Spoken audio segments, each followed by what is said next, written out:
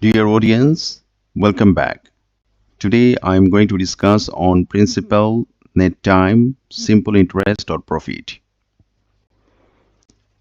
First term is the principal. The amount of investment in a business or the amount of deposited money in a bank for a particular duration or period is known as principal.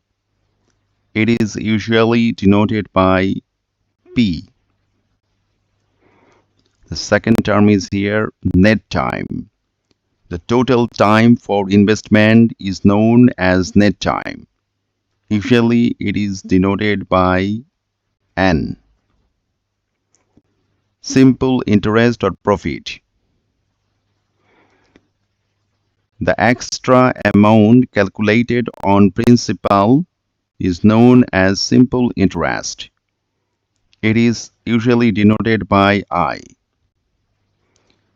Dear students, I hope that you could understand today's lesson. Again, I will come along with a new video tutorial. Till then, goodbye.